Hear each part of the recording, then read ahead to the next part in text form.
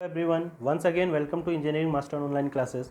Student, आज हम compass surveying के सेकेंड पार्ट से fore bearing, back bearing, local attraction and included angle को एमसीक्यूज़ के थ्रू समझेंगे।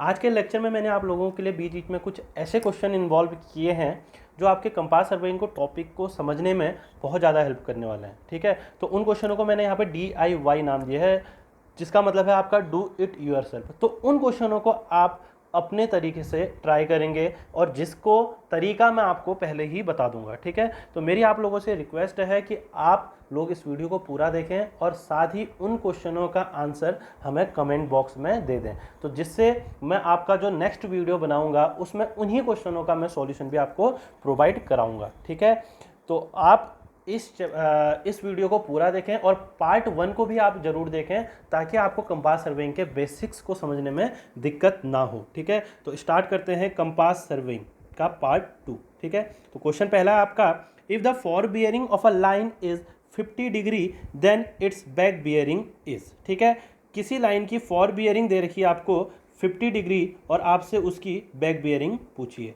ठीक है, तो पहले हम ये समझ लेते हैं कि फॉर बियरिंग और बैक बियरिंग में क्या डिफरेंस है। ठीक है, तो what is the difference between for bearing and back bearing. ठीक है, तो यहाँ पे आप डायग्राम थोड़ा देखें, ज़्यादा समझें।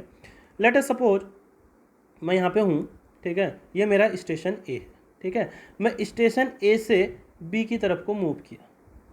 ठीक है, अभी इससे पहले लेक्चर पार्ट 1 में मैंने आपको डिफाइन किया था कि बियरिंग बेसिकली दो टाइप से ली जाती है, आपकी WCB एंड QSB। तो WCB का मतलब होता है आपका होल सर्कल बियरिंग और QSB का मतलब होता है आपका क्वाड्रेंटल सिस्टम बियरिंग। ठीक है, तो अगर कभी भी बियरिंग सिंपल फॉर्म में दी जाती है, उसमें नोटेशन का यूज नहीं होता है, तो इसका मतलब वो किस में है, आपकी WCB में ही है। ठीक है, तो WCB में है, इसका मतलब कैसे है, नॉर्थ से है और कैसे फॉर्म में है, क्लॉकवाइज। तो अभी मैं इसको WCB फॉर्म में ही ले रहा हूँ। ठीक है, तो ये आपका माना कोई बियरिंग है, तो इसको हम बोलते हैं for bearing of line AB। क्या बोलते हैं, for bearing of line AB।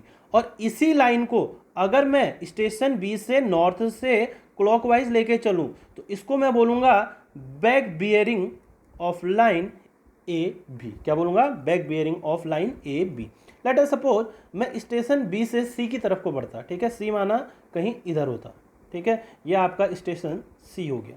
ठीक है, तो बिल्कुल आपने जब बियरिंग सिंपल बात कर रखी तो WCB में देखनी है, तो नॉर्थ से ही यही क्लॉकवाइज जहाँ तक ये लाइन है, तो ये जो एंगल होता इसको हम बोलते फॉर बियरिंग ऑफ BC। ठीक है, और इसको हम बोलते बैक बियरिंग ऑफ BC। इसको हम क्या बोलते, back bearing of BC।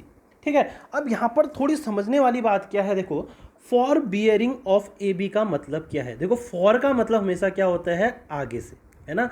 For का मतलब क्या होता है, आगे। बैक का मतलब क्या होता है, पीछे। तो जिस डायरेक्शन में ट्रेवर्स मूव कर रहा होता है उस डायरेक्शन में ली जाने वाली आगे की रीडिंग को हम बोलते हैं फॉर बियरिंग। ठीक है, तो अगर मैं बोलता हूं फॉर बियरिंग ऑफ AB, है ना, तो इसमें आप देख रहे हैं कि ए पहले कौन आ रहा है, फॉर पहले कौन आ रहा है, ए, और बाद में कौन है, बी, है ना। तो इसका मतलब जो रीडिंग है वो कहां से ली गई है, ए से बी की तरफ को, है ना। और अगर मैं बोलता बैक बियरिंग ऑफ AB, तो इसका मतलब क्या है कि बैक, बैक मतलब पीछे वाला, पीछे से आगे की तरफ। तो इसका मतलब जो रीडिंग है वो कहां से ली गई है, B से A की तरफ। ठीक है, अब अगर मैं बोल दूं, ठीक है, एक नाम और दे दूं, मैं बोलता हूं फॉर बियरिंग ऑफ BA, है ना।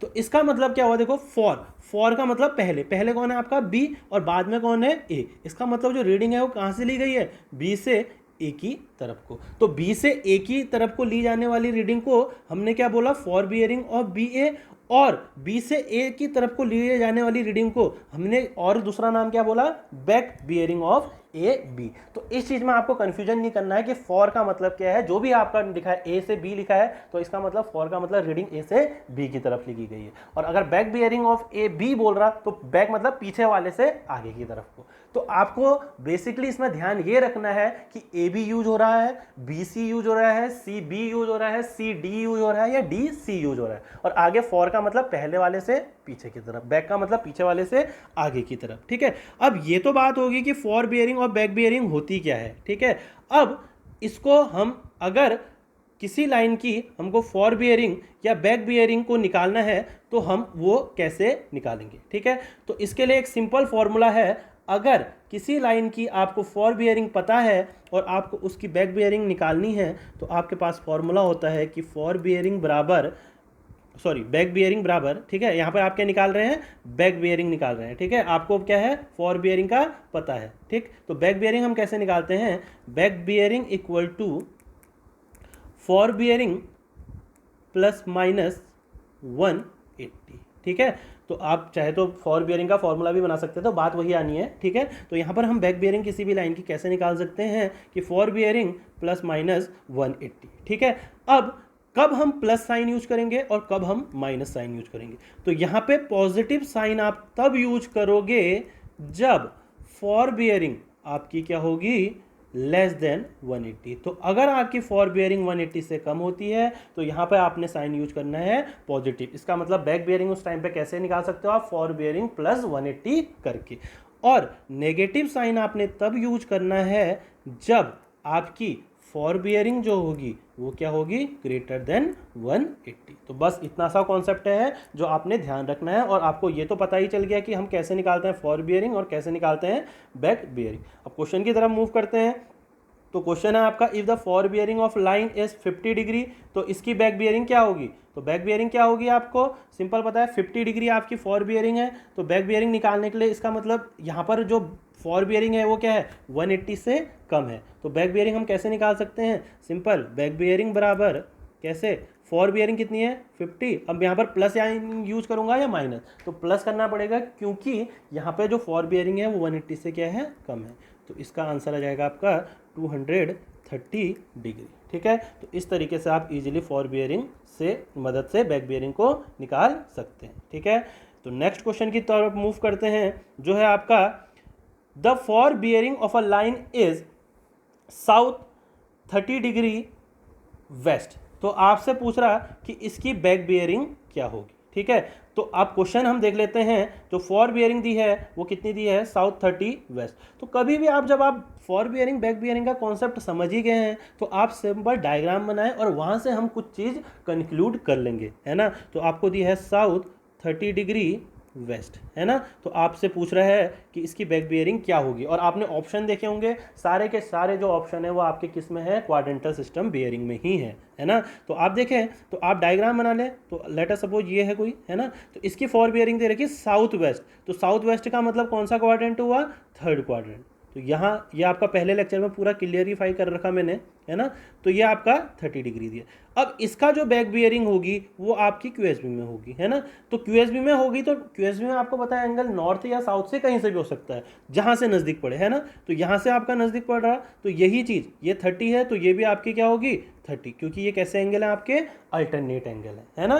पर यहाँ पर ये अगर 30 होगा, पर अगर इसको मैंने क्यूएसबी में लिखना है तो केवल मेरा आंसर क्या हो जाएगा, नॉर्थ 30 ईस्ट। यहाँ पर आपकी क्या हो जाएगी, डायरेक्शन। तो यहाँ पे देखा आपने, अगर आपकी फॉर बियरिंग है ना थर्ड क्वाड्रेंट में थी तो उसकी बैक बियरिंग कौन से क्वाड्रेंट में थी, फर्स्ट क्वाड्रेंट में, है ना। और यही अगर आप यहाँ से चलते, माना आपको मैं नाम ए इसको दे देता हूँ, बी इसको देता हूँ, तो आप अगर इसकी फॉर बियरिंग ए से बी की 30 डिग्री थी, है ना। तो अगर इसकी बैक बियरिंग पूछता तो आपकी क्या हो जाती, साउथ 30 वेस्ट। तो आपने देखा कि आपको फॉर बियरिंग से अगर बैक बियरिंग में चेंज करना है क्वाड्रेंटल सिस्टम बियरिंग में, तो आप कुछ नहीं करेंगे, फर्स्ट अगर क्वाड्रेंट में है तो आप थर्ड क्वाड्रेंट का डायरेक्शन लगा देंगे, और अगर थर्ड क्वाड्रेंट में है तो वहाँ पर डायरेक्शन कौन सी लगा देंगे आप, first quadrant. Let us suppose, अब जब इतना कर ही लिया तो दूसरी चीज़ हम और कंक्लूड कर देते हैं। अगर सेकंड क्वाड्रेंट में कोई बियरिंग होती है ना, सेकंड क्वाड्रेंट कहाँ, यहाँ पे, लेट अस सपोज ये थीटा होता। अब मुझे पूछा होता ए, इसको मैं ए नाम दे देता हूँ, ए बी की आप क्या बताओ, बैक बियरिंग बताओ। तो बैक बियरिंग अगर डब्ल्यूसी में पूछी होती तो डब्ल्यूसी भी तो पूरी होती, बट क्यूएसबी में पूछी है ना। तो क्यूएसबी में इसका कौन सा होता, ये एंगल, है ना। मैं क्यूएसबी की बात कर रहा हूँ इन चीज़ों में। तो ये थीटा, तो ये भी फिर से थीटा, है ना। तो यहाँ पर बस डायरेक्शन यूज हो जाएगी क्या, नॉर्थ थीटा वेस्ट। तो आपने ये देखा, अगर सेकेंड क्वाड्रेंट में साउथ थीटा ईस्ट, है ना, सेकेंड क्वाड्रेंट मतलब साउथ थीटा ईस्ट में फॉर बियरिंग थी, तो बैक बियरिंग कहाँ होगी थी, सेम एंगल लगा देना है और क्या यूज कर देना है, नॉर्थ वेस्ट। और सिमिलरली अगर फोर्थ में होती तो उसका कहाँ हो जाता आपका, सेकंड क्वाड्रेंट पे। तो वैल्यू आपको बस ये ध्यान रखनी है कि अगर क्वाड्रेंटल सिस्टम में दी है तो theta as it is theta ही रहेगा, बस आपका डायरेक्शन की क्या हो जाएगी, चेंज हो जाएगी। तो अगर फर्स्ट पे है तो थर्ड, थर्ड में है तो फर्स्ट, सेकंड में है तो फोर्थ और फोर्थ में है तो सेकंड। ठीक है, तो नेक्स्ट क्वेश्चन की तरफ मूव करते हैं। आपका जो है आपका the following bearing were observe while traversing with a compass. ठीक है, अब इसमें क्वेश्चन आधा थोड़ा इनकम्प्लीट है। इसमें यह कह रहा है कि कौन कौन से स्टेशन इसमें आपके लोकल अट्रैक्शन से अफेक्टेड है। ठीक है, अब देखो लोकल अट्रैक्शन होता क्या है। ठीक है, तो लोकल अट्रैक्शन बेसिकली क्या होता है, किसी भी आसपास में मैग्नेटिक ऑब्जेक्ट्स के आने के वजह से मैग्नेटिक नीडल आपकी क्या होती है, थोड़ी बहुत डिफ्लेक्ट कर जाती है, जिसके वजह से एरर अराइज हो जाते हैं और उसी एरर को हम क्या बोलते हैं, लोकल अट्रैक्शन। तो लोकल अट्रैक्शन क्या है, बेसिकली एक एरर है। ठीक है, तो लोकल अट्रैक्शन से अगर हम एमसीक्यूज की बात करें तो दो टाइप के क्वेश्चन आएंगे आपके कि लोकल अट्रैक्शन में कौन सा स्टेशन फ्री है या कौन सा स्टेशन अफेक्टेड है। तो चाहे आपका क्वेश्चन फ्री का आए चाहे क्वेश्चन आपका अफेक्टेड का आए, तो आपको सबसे पहले यही देखना पड़ेगा कि कौन सा स्टेशन आपका लोकल अट्रैक्शन से क्या है, फ्री है। तो वो देखने के लिए, क्योंकि अभी अभी हमने देखा फॉर बियरिंग का फॉर्मूला और बैक बियरिंग का फॉर्मूला कैसे हम कैलकुलेट करते हैं, तो वहां पर हमको एक चीज कंक्लूड हमने की कि हमेशा फॉर बियरिंग और बैक बियरिंग का जो डिफरेंस है वो कितना होना चाहिए, एग्जैक्ट 180 होना चाहिए। तो अगर 180 नहीं आता है तो इसका मतलब जो स्टेशन है हमारा लोकल अट्रैक्शन से क्या है, अफेक्टेड है। और अगर एग्जैक्ट 180 आ जाता है तो हमारा इसका मतलब स्टेशन लोकल अट्रैक्शन से क्या है, फ्री है। ठीक है, तो हमको फ्री देखने के लिए सबसे पहले उनकी फॉर बियरिंग और बैक बियरिंग को आपस में क्या करना पड़ेगा, देखना पड़ेगा कि उनका डिफरेंस 180 आ रहा है या नहीं आ रहा है। तो अब देखें पहली वाली ए बी और बैक बियरिंग इसकी ये है। तो आप ऐसा नहीं कि आप उसको कैलकुलेटर में सॉल्व करने में लगे हो, है ना, तो आपको खुद आइडिया लगाना। देखो 45 मिनट से 10 मिनट कुछ आपस में डिफरेंस कभी भी 180 डिग्री एग्जैक्ट नहीं आएगा, है ना। तो आप लास्ट देख लें, इसको छोड़ दें, आपको तो फ्री से मतलब है। आप देखें 5 से 55 मिनट, ये 5 मिनट ये भी एग्जैक्ट 180 नहीं आ सकता, 45 मिनट 10 मिनट ये भी एग्जैक्ट 180 नहीं आ सकता, और लास्ट ऑप्शन देखें 324 डिग्री 48 मिनट और 144 डिग्री 48 मिनट। ठीक है, तो इन दोनों का जो डिफरेंस है एग्जैक्ट 180 आ रहा है। तो इसका मतलब ये हुआ कि डी एंड ए, देखो दोनों एमसीक्यू में यहीं पर क्लियर कर रहा हूं, फ्री है लोकल अट्रैक्शन से। क्या है, फ्री है लोकल अट्रैक्शन से। तो अगर आपसे पूछा होता कि कौन से स्टेशन फ्री हैं तो आप लिखते कि D and A R free. But अगर आपसे पूछा है क्वेश्चन में अफेक्टेड, क्योंकि बच्चे क्या करते हैं जल्दीबाजी में 180 डिफरेंस निकाल के डी एंड ए में टिक मार देंगे, ठीक है, पर आपको थोड़ा सा चेंज करने के लिए वो क्या पूछ देगा, अफेक्टेड। तो अफेक्टेड जब डी एंड फ्री है तो अफेक्टेड कौन से हो जाएंगे, बी एंड सी। तो ये क्या हो जाएंगे, अफेक्टेड। ठीक है, तो दोनों क्लियर हो गए, चाहे आपसे फ्री पूछा होता चाहे आपसे अफेक्टेड पूछा होता। तो फ्री हो गया आपके डी एंड ए, अफेक्टेड हो गया आपके A and sorry D and A आपके फ्री हो गए, अफेक्टेड हो गए आपके बी एंड सी। ठीक है, नेक्स्ट क्वेश्चन। अच्छा, इसी में आपके दूसरा क्वेश्चन देखें जो आ सकता है, ये आपका क्वेश्चन जनरली आएगा तो आपका ये आएगा थोड़ा सब्जेक्टिव पार्ट में। ठीक है, तो इसको सॉल्व कर लेते हैं क्योंकि इससे बन सकते हैं एमसीक्यूज, ऐसा नहीं है। ठीक है, तो लोकल अट्रैक्शन में बेसिकली दो क्वेश्चन होते हैं। पहला क्वेश्चन डिटेक्ट करना, ठीक है, पहला क्वेश्चन क्या होता है कि आप लोकल अट्रैक्शन को कैसे डिटेक्ट करेंगे, ठीक है, और दूसरा क्वेश्चन होता है कि आप उसको कैसे करेक्ट करेंगे। ठीक है, तो करेक्ट करने के लिए हम देखेंगे कि हम इसको कैसे करेक्ट करेंगे। तो चाहे क्वेश्चन डिटेक्ट का हो चाहे क्वेश्चन करेक्ट का हो, तो पहली चीज आपको जो देखनी है कि कौन सा स्टेशन लोकल अट्रैक्शन से फ्री है। तो यहां से हमने देखा डी एंड ए क्या है आपके, फ्री हैं लोकल अट्रैक्शन से। ठीक है, तो आपने देखा कि station D and A free हैं लोकल अट्रैक्शन से। ठीक है, तो आपको यह ध्यान देना है कि जो स्टेशन लोकल अट्रैक्शन से फ्री होता है वहां से जितनी भी रीडिंगें ली जाती हैं वो सारी की सारी रीडिंग क्या होती हैं, सही होती हैं। ठीक है, इसका मतलब जो एरर होगा वो कौन सी रीडिंग में होगा, जो आपके स्टेशन क्या होंगे, अफेक्टेड होंगे, वहां से ली जाने वाली रीडिंग। तो यहां से डी एंड ए जब आपका लोकल अट्रैक्शन से फ्री है तो इसका मतलब कौन कौन सी रीडिंग सही है, ये दोनों तो सही है, तभी तो एग्जैक्ट 180 आ रहा था। इसके अलावा देखें डी से और ए से जो भी रीडिंग ली गई होगी, तो डी से कौन सी ली गई होगी, सी डी की बैक बियरिंग, क्योंकि सी डी की बैक बियरिंग कहने का मतलब डी से सी की तरफ को, तो ये रीडिंग भी हमारी क्या होगी, सही होगी। और इसके अलावा ए से और कौन सी रीडिंग ली गई है, ए बी की फॉर बियरिंग, तो ये रीडिंग भी आपकी क्या होगी, सही होगी, है ना। तो आपने सबसे पहले ये फाइंड आउट कर दिया कि मेरे इस टेबल में कौन कौन सी रीडिंग क्या है, सही है। अब सही रीडिंग से आपने गलत रीडिंगों को क्या करना होता है, सही करना होता है। अब देखें, मुझे ये तो पता चल गया कि इसकी फॉर बियरिंग 45 डिग्री 45 मिनट है, ठीक है। अब इसकी बैक बियरिंग कैसे सही कौन सी होती, इसमें 180 करके ही ऐड मुझे पता चलता। तो पहले मैं एक काम कर लेता हूँ, देखो प्रोसेस अलग अलग भी हैं, मैं आपको ईजी में ले जा रहा हूँ। तो सबसे पहले मैं क्या करता हूँ कि इसमें 180 ऐड करके देख लेता हूँ। अगर 180 मैं ऐड करके देखता हूँ तो यहाँ पर जो वैल्यू मुझे फाइंड आउट होती है वो होती है, देखें 225 डिग्री 45 मिनट। तो इसका मतलब अगर यहाँ पर 225 डिग्री 45 मिनट होता, क्योंकि ये तो ऑलरेडी सही है, तो इन दोनों का डिफरेंस जो होता है वो एग्जैक्ट 180 आ जाता। तो इसका मतलब मेरा स्टेशन लोकल अट्रैक्शन से वो भी क्या हो जाता, फ्री हो जाता। पर यहाँ पर ये रीडिंग कितनी है, 226 डिग्री 10 मिनट। इसका मतलब स्टेशन बी में आपका क्या है, एरर है। क्या है, एरर है। तो अब देखें, होना चाहिए था 225 डिग्री 45 मिनट, है कितना 226 डिग्री 10 मिनट। तो मुझे पता है इस चीज़ को मैं ये 226 डिग्री को 10 मिनट, मैं 10 मिनट को मैं 225 डिग्री 45 मिनट कैसे बना सकता हूँ, इसमें से 25 मिनट माइनस करके। ये पता कैसे चलेगा, आप आपस में दोनों का डिफरेंस निकालेंगे तो आपको पता चल जाएगा। और थोड़ा कन्फ्यूजन बच्चों को ये रहता है कि माइनस करूं या प्लस करूं, तो आपको साफ साफ दिख रहा है, इससे आप इसको माइनस करोगे तभी आएगा।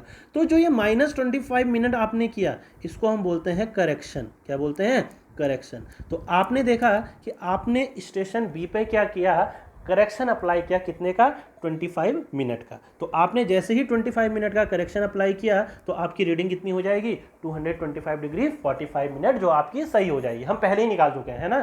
तो आप चाहते तो आप अल्टरनेट मेथड से भी कर सकते, पर आपको जो ईजी होगा, मैं आपको जैसा सही लगे आप ईजी वे में जाएं, ठीक है।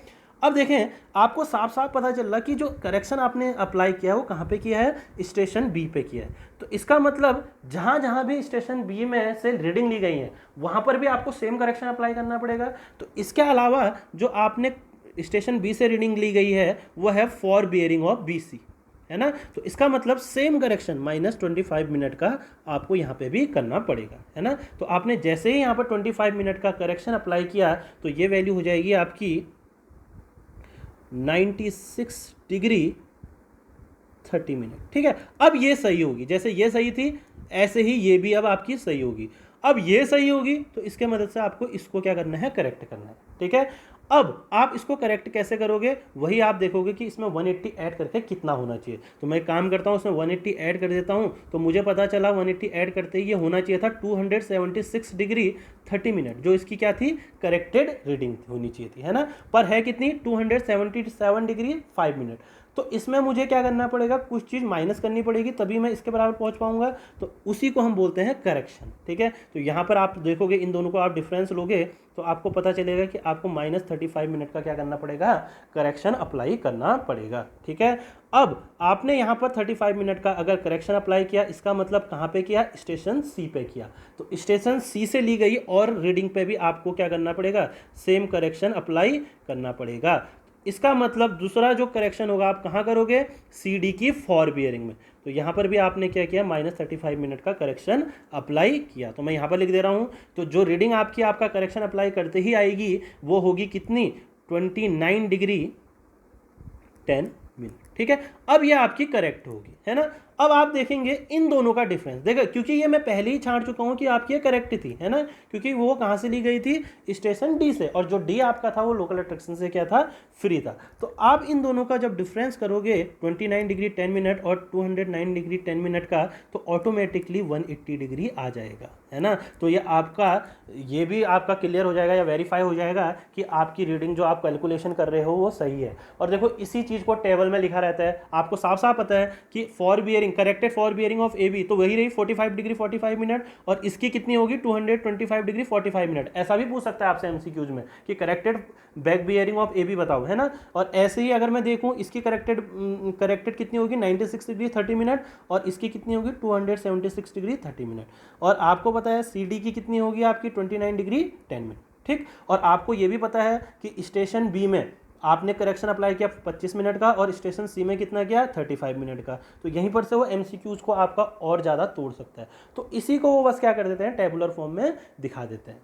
अब ये तो आपका प्रोसेस हो गया, कब, जब आपको पता है कि कोई स्टेशन आपका लोकल अट्रैक्शन से क्या है, फ्री है। पर कभी कभी क्वेश्चन ऐसे भी आ जाते हैं जहां पर आपको ये पता ही नहीं चलता कि कौन सा स्टेशन आपका लोकल अट्रैक्शन से क्या है, फ्री है, या आपका कोई भी स्टेशन ऐसा फाइंड आउट नहीं हो पाता है कि जो आपका क्या होता है, लोकल अट्रैक्शन से क्या होता है, फ्री होता है। तो उस फेज में हम जो मेथड यूज करते हैं वो होती है आपकी इंटीरियर एंगल मेथड। ठीक है, तो अभी हम इसके इतने डीप में नहीं जाएंगे, बस आप ये ध्यान रखें ये यूज कब होगी। देखें, इंटीरियर एंगल मेथड इसलिए यूज की जाती है क्योंकि लोकल अट्रैक्शन का, ये फिर से आपका एक एमसीक्यू आता है, नो अफेक्ट होता है, कोई भी अफेक्ट नहीं पड़ता है किसमें, इंक्लूडेड एंगल में। ये आपके क्वेश्चन आता है कि local attraction have no effect on, तो आपको पता है कि इंक्लूडेड एंगल में लोकल अट्रैक्शन का कोई भी इफेक्ट नहीं पड़ता है, तो इसलिए आपकी कौन सी मेथड यूज होती है, इंटीरियर एंगल मेथड। तो इसमें बेसिकली बस मैं आपको एक आइडिया दे देता हूं, करते क्या है कि टोटल सारे इंटीरियर एंगल को हम आपस में ऐड कर देते हैं और कायदे से वो होनी चाहिए 2n-4 × 90। तो अब इतना अगर नहीं है तो उसमें देखते हैं कि वो उससे कितने से डिफर है और उसको divided by number of side से डिवाइड करके आपका एक लाइन में जो करेक्शन अप्लाई करना होता है वो आपका फाइंड आउट हो जाता है और आप सेम करेक्शन हर एक लाइन में सॉल्व करते हुए जाते हैं। ठीक है, तो इसको आपको इतनी डिटेल में जाने की जरूरत नहीं है। और ये कब यूज करते हैं कि जब आपका बेसिकली लोकल अट्रैक्शन से कोई स्टेशन फ्री नहीं आ पाता है। ठीक है, नेक्स्ट पढ़ते हैं क्वेश्चन की तरफ, जो आपका देखें DIY है। ठीक है, DIY का मतलब डू इट योरसेल्फ। ठीक है, ये आप मैं आपके लिए छोड़ रखा। तो आपका इसमें है the difference between the fore bearing and back bearing of any station is equal to. आपसे पूछा किसी भी स्टेशन में फॉर बियरिंग और बैक बियरिंग का जो डिफरेंस होता है उससे वो कितना होता है। तो आपका ऑप्शन है 180, 360, इंटरनल एंगल या इंक्लूडेड एंगल। ठीक है, तो आपके इसको आपने कमेंट बॉक्स में इसका आंसर मुझे देना है और इसका मैं जो नेक्स्ट वीडियो है उसमें आपको लेक्चर में एक्सप्लेन करूंगा। ठीक, नेक्स्ट क्वेश्चन की तरफ बढ़ते हैं जो फिर से एक DIY है। The observed magnetic bearing of a line AB was found to be 187 degree. ठीक है, किसी लाइन की मैग्नेटिक बियरिंग 187 डिग्री ऑब्जर्व की गई। It was later discovered that station A had a local attraction of +1.5 degree. और ये बाद में पता चला कि स्टेशन ए में तो क्या था, लोकल अट्रैक्शन था। मैंने फिर से आपको बताया लोकल अट्रैक्शन क्या होता है, आपका एरर होता है। क्या होता है, एरर है। तो ये आपका हिंट है, वो कितना था, +1.5 डिग्री का। ठीक है, तो आपसे कह रहा है कि the true bearing of a line AB considering a magnetic declination of 3.5 degree east shall be. ठीक है, तो उस लाइन की ट्रू बियरिंग क्या होगी अगर आपका जो मैग्नेटिक डिक्लिनेशन है 3.5 डिग्री ईस्ट है। तो ये क्वेश्चन एक तरह से आपका लोकल अट्रैक्शन प्लस डिक्लिनेशन दोनों को क्या कर रहा है, अपने आप में कवर कर रहा है। तो ये क्वेश्चन आपका गेट में आया हुआ है और इसकी बहुत ज़्यादा पॉसिबिलिटीज़ हैं कि आपके और जेईज वगैरह AE वगैरह के पेपर में क्या हो, रिपीट हो। ठीक है, अब नेक्स्ट क्वेश्चन की तरफ बढ़ते हैं हम।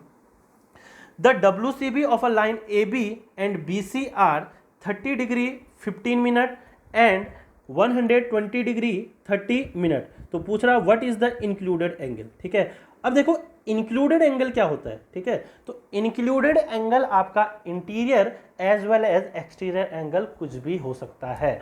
अब अगर ट्रैवर्स आपका क्लॉकवाइज डायरेक्शन में मूव कर रहा है तो उस केस में हम इंक्लूडेड एंगल को एक्सटीरियर एंगल बोलते हैं। ठीक है, और अगर आपका ट्रैवर्स एंटी क्लॉकवाइज डायरेक्शन में मूव कर रहा है तो उस केस में जो इंटीरियर एंगल होता है उसको हम बोलते हैं इंक्लूडेड एंगल। तो अगर क्लॉकवाइज में मूव कर रहा तो इंक्लूडेड एंगल आपका एक्सटीरियर एंगल होगा, और अगर एंटी क्लॉकवाइज में ट्रैवर्स मूव कर रहा तो उस केस में आपका जो आपका जो इंटीरियर एंगल होगा वही आपका क्या होगा, इंक्लूडेड एंगल होगा। ठीक है, तो यहाँ पे आपका नाम इंक्लूडेड इसलिए ज़्यादा जनरली बोल देते हैं क्योंकि आपके पास जब तक 3-4 स्टेशनों का डाटा नहीं होगा तो आपको ये पता नहीं चलेगा कि आपका ट्रैवर्स किस डायरेक्शन में मूव कर रहा है। तो इस केस में हम इसको बेसिकली क्या यूज कर देते हैं, इंक्लूडेड एंगल। ठीक है, तो इन टाइप के क्वेश्चनों में आपको कुछ नहीं करना, आपको डायग्राम बनाना है। ठीक है, तो WCB ऑफ अ AB। ठीक है, तो A ये हो गया आपका, तो A से B की डिग्री कितनी देर की, 30 डिग्री 15 मिनट। बस आपको ये ध्यान रखना है कि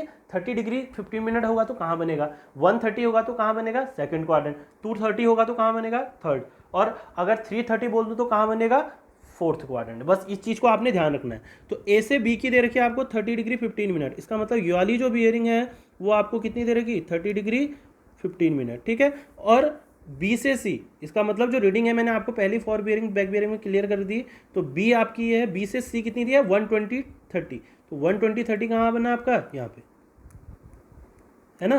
अब आपको क्या करना है, इंक्लूडेड एंगल, तो यहाँ पे देखें जो इंक्लूडेड एंगल आपका कौन सा है, ये, ठीक है। तो ये आपको फाइंड आउट करना है, ठीक। अब देखें ये आपका 30 डिग्री 15 मिनट है, तो ये भी आपका क्या हो जाएगा 30 डिग्री 15 मिनट, क्योंकि दोनों कैसे एंगल हैं आपके, अल्टरनेट एंगल। अब अगर मैं ये एंगल निकाल दूं, है ना, ये वाली बियरिंग निकाल दूं और इस बियरिंग में ये बियरिंग ऐड कर दूं, तो मुझे ये इंक्लूडेड एंगल पता चल जाएगा। तो मैं काम करता हूँ, इसको पहले निकालता हूँ। ये चीज़ कैसे निकल सकती है, ये अगर 120 डिग्री 30 मिनट है और ये पूरा 180 होता है, आपको पता है यहाँ तक, है ना। तो 180 में से अगर मैं 120 डिग्री 30 मिनट को क्या कर दूं, माइनस कर दूं, तो मुझे क्या मिल जाएगा, ये वाली बियरिंग मिल जाएगा। तो मैं अगर इससे इसको माइनस करता हूं तो मेरी आ जाएगी वैल्यू कितनी, 30 मिनट 180 से आप इसको माइनस करोगे और ये आपका हो जाएगा कितना, 30 सॉरी कितना हो जाएगा, 120 में से आप माइनस करेंगे तो 59, ठीक है। तो कितना हो जाएगा 59 डिग्री 30 मिनट, कितना हो जाएगा 59 डिग्री 30 मिनट, ठीक है। अब ये अगर 59 डिग्री 30 मिनट हो गया, आपको ये फाइंड आउट हो गया 59 डिग्री 30 मिनट, है ना। अब ये 59 डिग्री 30 मिनट है और ये 30 डिग्री 15 मिनट है, तो आप इन दोनों को अगर आपस में ऐड कर दोगे तो आपको डायरेक्ट ये वैल्यू मिल जाएगी। तो मैं ऐड करूँगा तो मुझे मिल जाएगा ये 89 डिग्री कितना 45 मिनट, ठीक है। तो इसका आंसर क्या हो जाएगा 89 डिग्री 45 मिनट, ठीक। तो नेक्स्ट क्वेश्चन की तरफ मूव करते हैं। आपका जो है आपका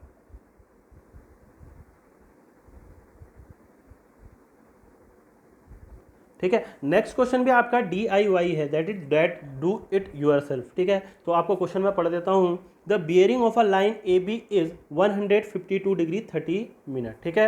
एक लाइन AB है, उसकी बियरिंग आपको दे दी है।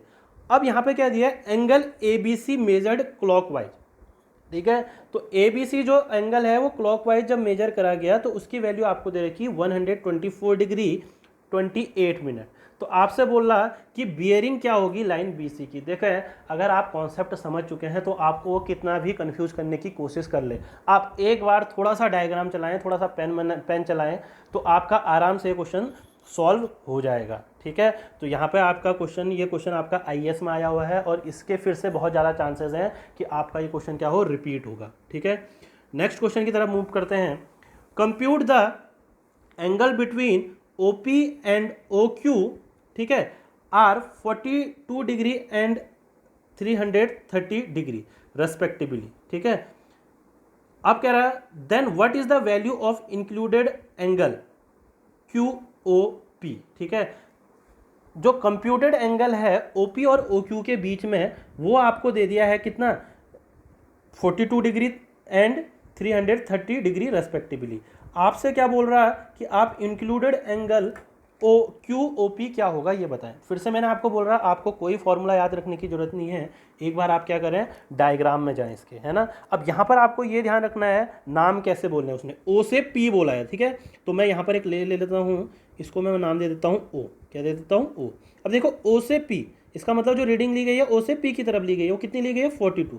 तो 42 कौन सा होगा आपका, यही क्वाड्रेंट होगा, है ना। तो ये आपका कितना हो गया 42 डिग्री, ठीक है। अब O से Q बोला है, देखिए ये आपका स्टेशन P हो गया। अब बहुत बच्चे क्या करते हैं, हमने तो सीख लिया यहाँ को बना देते हैं, नहीं, आपने O से ही Q बनाना है, ठीक है ना। तो O से आपने Q बनाना है, तो O से Q कितना दे रखा 330। अब देखो फिर से इसमें कुछ यूज नहीं कर रखे नोटेशन, इसका मतलब किसमें है WC में। तो 330 आपको ऑब्वियस पता है कौन सा क्वाड्रेंट होगा, फोर्थ क्वाड्रेंट। तो इसका मतलब वो लाइन कहाँ होगी, इधर, है ना। इसका मतलब यहाँ क्या होगा, ये Q होगा, ठीक है। और ये आपको दे रखा कितना 330। आपको इंक्लूडेड एंगल QOP पूछ रहा, आपसे ये पूछ रहा, ठीक है। ये वाली आपको बियरिंग पूछी है, तो ये आपने कैलकुलेट करनी है। देखें आपको डायग्राम में सब कुछ समझ में आ जाएगा। ये 330 डिग्री है, तो अगर मैं 360 में से 330 माइनस कर दूंगा तो मुझे ये वाला बियरिंग मिल जाएगी, क्योंकि पूरा 360 का होता है और यहाँ से यहाँ तक आपका 330 है ना। तो 330 माइनस कर दूँ मैं 307 से 60 से, तो मुझे मिल जाएगा 30 डिग्री। अब ये 30 डिग्री था और ये आपका 42 डिग्री है ना, और आपको क्या चाहिए, ये पूरा का पूरा चाहिए। तो आप क्या करेंगे, इन दोनों को क्या करेंगे, ऐड करेंगे। तो जब आप इन दोनों को ऐड करोगे तो आपका आंसर आ जाएगा 72 डिग्री। तो फिर से आपने देखा, कुछ नहीं, आपने कोई फॉर्मूला याद नहीं करना, आपने केवल क्या करना है, डायग्राम बनाना है। ठीक है, तो नेक्स्ट क्वेश्चन की तरफ मूव करते हैं फिर से। The WCB of a line AB is 50 degree and that of line BC is 120 degree. तो आपको बोल रहा the deflection angle at B, ठीक है, एट AB टू BC, ठीक है, AB से BC की तरफ को जो डिफ्लेक्शन एंगल होगा वो क्या होगा। फिर से कोई फॉर्मूला याद नहीं रखना, आपको क्या करना है, डायग्राम बनाना है। ठीक, तो यहाँ पर देखें, आपको यहाँ पर एक टर्म आया है डिफ्लेक्शन एंगल, जो मैं आपको पहले ही बता चुका हूँ कौन से लेक्चर में, ट्रैवर्सिंग। तो ट्रैवर्सिंग की वीडियो ऑलरेडी अपलोड हो चुकी है आपकी, तो आप उसको जरूर देखें। तो वहाँ पर मैंने आपको डिफ्लेक्शन एंगल पहले ही बता दिया है कि डिफ्लेक्शन एंगल क्या होता है, कि अगर हम पिछली लाइन को आगे को प्रोलोंगेट कर दें, बढ़ा दें, और जो नेक्स्ट लाइन होती है उसके बीच के एंगल को ही हम क्या बोलते हैं, डिफ्लेक्शन एंगल। ठीक है, तो यहाँ पर इसी के तरह जैसे जैसे ये बोल रहा है उसको हम फॉलो करते हुए चलेंगे। ए से बी की जो बियरिंग है वो बोल रहा 50 डिग्री है। ठीक है, तो यहाँ पे मैं मान लेता हूँ स्टेशन ए। ठीक है, तो ए से बी की 50 मतलब इधर को होगा 50, क्योंकि पहला ही क्वाड्रेंट होगा। तो ये आपको कितना दे रखा आपने देखना है, 50 डिग्री। ठीक है, अब इसी के साथ क्या बोल रहा है, देखो बी से सी, तो ये आपको पता चल गया बी है, और बी से सी जो है इधर को है ना, तो 120 होगा तो इधर ही को होगा, साफ साफ बात है। तो ये आपको दे रखी 120 डिग्री। आपको डिफ्लेक्शन एंगल इसमें क्या करना है, फाइंड आउट करना है। अब डिफ्लेक्शन एंगल होता क्या है, ठीक है, मैंने आपको पहले ही बताया था कि अगर आप प्रीसीडिंग लाइन, प्रीसीडिंग कौन है, ये, तो इसको आगे को प्रोलोंगेट कर दें, आगे को मैंने बढ़ा दिया, और जो नेक्स्ट लाइन है, ठीक है, और जो नेक्स्ट लाइन है, नेक्स्ट लाइन आपकी कौन सी है, ये है ना, ये, तो इस लाइन को आपने आगे को प्रोलोंगेट किया और नेक्स्ट लाइन ये है, तो इन दोनों के बीच में बनने वाले एंगल ये वाला है ना, तो ये जो भी एंगल होगा यही एंगल आपका क्या होगा, डिफ्लेक्शन एंगल। आपको ये पता होना चाहिए। अब ये चीज़ कैसे निकलेगी, देखो फिर से कोई फॉर्मूला रटने की जरूरत नहीं है, आपको फंसाने दो उसको जितना क्वेश्चन फंसाना है। ठीक है, ये 50 डिग्री, तो ये भी आपका कितना हो जाएगा, 50 डिग्री हो जाएगा, क्योंकि ये कैसे एंगल है, अल्टरनेट एंगल है। ठीक, अब देखें अगर ये 50 डिग्री है, ठीक है, तो ये भी जो एंगल होगा ये भी फिर से 50 डिग्री होगा। क्यों, क्योंकि ये कैसे एंगल आ गया, अब वर्टिकली अपोजिट एंगल आ गया। कैसे एंगल आ गए, वर्टिकली अपोजिट। देखो आपने कुछ भी याद नहीं रखा, आपने केवल क्या करी है, ट्रिग्नोमेट्री या आपने ज्योमेट्रिक फॉर्मूले को यूज किया है। तो ये 50 डिग्री, क्योंकि ये 50 डिग्री है इसलिए 50 हुआ, क्योंकि ये अल्टरनेट एंगल थे और ये इसके वर्टिकली अपोजिट था, तो इसलिए ये भी 50 हो गया। अब देखें यहाँ से यहाँ तक तो 120 दे रखा आपको ये, और ये दे रखा 50, तो 120 में से अगर मैं 50 को माइनस कर लूँ तो मुझे क्या मिल जाएगा, इसका डिफ्लेक्शन एंगल फाइंड आउट हो जाएगा। तो जो इसका आंसर आएगा 120 माइनस 50, तो दैट इज 70 डिग्री। ठीक है, तो इस तरीके से आप केवल आप डायग्राम के थ्रू इनको सॉल्व कर सकते हैं। नेक्स्ट क्वेश्चन की तरफ बढ़ते हैं, जो फिर से आपका DIY है। The whole circle bearing of any line is W1, ठीक है, and that of preceding line is W2 and D is the deflection angle to the right, then choose correct expression. ठीक है, अब आपको क्या दे रखा, W1 एक एंगल है, ठीक है, और जो प्रीसीडिंग लाइन है उसका W2 आपका बियरिंग दी है, और D आपको डिफ्लेक्शन एंगल दिया है। तो इन तीनों के बीच में आपको क्या बताना है, रिलेशन बताना है। तो स्टूडेंट, जो यहाँ पर मैंने आपको केवल 4 क्वेश्चन हैं जो आपको मैंने क्या करने के लिए दिए हैं, आपको सॉल्व करने के लिए दिए हैं। तो आप इनका आंसर अपने कमेंट बॉक्स में ज़रूर डालें। Question number 4, question number 5, question number 7 और क्वेश्चन नंबर 10। और इसके अलावा भी आपको कोई अगर डाउट होता है कंपास सर्वेइंग में, तो आप उसको आराम से हमसे पूछ सकते हैं। ठीक है, तो मेरी आपसे ये गुजारिश है कि आप पक्का इस वीडियो को पूरा देखें, और इससे पहले आप फर्स्ट वीडियो को भी ज़रूर देखें, क्योंकि उसी से आपके बेसिक कॉन्सेप्ट यहाँ पे क्लियर होंगे। ठीक है, तो इस चैनल को अगर आपको पसंद आ रहे हैं इस टाइप के वीडियो, तो लाइक शेयर सब्सक्राइब करना ना भूलें, ताकि हम और वीडियो आपके लिए बनाते रहें। ठीक है, थैंक यू क्लास।